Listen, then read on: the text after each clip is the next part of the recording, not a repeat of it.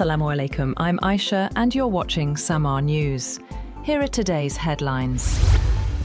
A 10-day ceasefire between Lebanon and Israel has gone into effect, and US President Donald Trump said the next meeting between the United States and Iran may take place over the weekend. Trump claimed Iran had offered not to possess nuclear weapons for more than 20 years. He told reporters outside the White House that he thinks they're very close to making a deal with Iran. Hours later, at an event in Las Vegas, Nevada, Trump went further, saying the war should be ending pretty soon. Meanwhile, the Lebanese army says that Israel has committed violations of the ceasefire after it took effect, including the intermittent shelling of several southern Lebanese villages.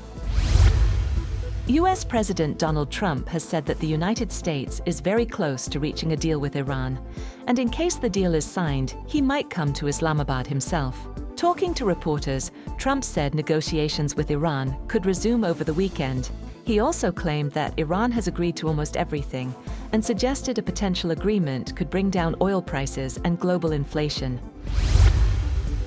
President Donald Trump says Israeli and Lebanese leaders have agreed to a 10-day ceasefire. In a social media post, Trump said he held discussions with Benjamin Netanyahu and Joseph Aoun and described the talks as excellent. He added that US officials, including Vice President J.D. Vance and Secretary of State Marco Rubio, have been tasked with supporting efforts toward a lasting peace. In a separate post, Trump said he would invite Joseph Aoun and Netanyahu to the White House for talks in a week or two so that they could engage in meaningful talks. The planned meeting carries significance, as Israel and Lebanon have technically remained in a state of war since 1948.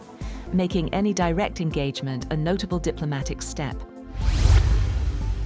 Iranian Parliament Speaker Mohammad Bakir Ghalibaf has reacted to the Lebanon ceasefire, crediting Hezbollah's resistance while acknowledging Pakistan's diplomatic role. In a message posted on X, Ghalibaf said the ceasefire was the result of Hezbollah's steadfastness and the unity of what he described as the axis of resistance. Ghalibaf thanked the state of Pakistan and Chief of Army Staff Field Marshal Asim Munir for their role in mediating and endorsing the ceasefire. The speaker concluded by reaffirming commitment to existing pledges, stating that we are true to our pledge. Pope Leo has blasted leaders who spend billions on wars and said the world was being ravaged by a handful of tyrants. In unusually forceful remarks in Cameroon, days after US President Donald Trump attacked him on social media. Leo also decried leaders who used religious language to justify wars and urged a decisive change of course in a meeting in the biggest city in Cameroon's Anglophone regions, where a simmering conflict going back nearly a decade has left thousands dead. The pontiff said the masters of war pretend not to know that it takes only a moment to destroy, yet often a lifetime is not enough to rebuild. Chief of Defense Forces Field Marshal Asim Munir has met Iranian Parliament Speaker Mohammad Bakir Ghalibaf in Tehran as efforts continue to prevent a return to conflict. The Field Marshal later met Major General Ali Abdullahi, commander of the Iranian Revolutionary Guard Corps' Khatam al-Anbiya Central Headquarters. Officials say the visit has raised hopes for a second round of talks and a possible extension of the current ceasefire. Prime Minister Shehbaz Sharif has arrived in Turkish resort city of Antalya to attend the 5th Antalya Diplomacy Forum. He was received by local officials, including Governor Hulusi Sahin, along with Pakistan's ambassador and senior diplomats. During the forum, the Prime Minister is set to participate in the Leaders' Panel, where he will present Pakistan's perspective on key global issues. He is also expected to hold bilateral talks with President Recep Tayyip Erdogan and other international leaders on the sidelines of the event. Earlier, Shehbaz Sharif met Qatari Emir Tamim bin Hamad Al Thani in Doha, where he stressed the need for de-escalation and dialogue amid ongoing regional tensions. During the meeting, both leaders discussed the evolving situation in the Gulf and emphasized the importance of diplomacy and international coordination to ensure peace and stability. The Prime Minister also reaffirmed Pakistan's condemnation of attacks targeting Qatar and expressed full solidarity with its leadership and people.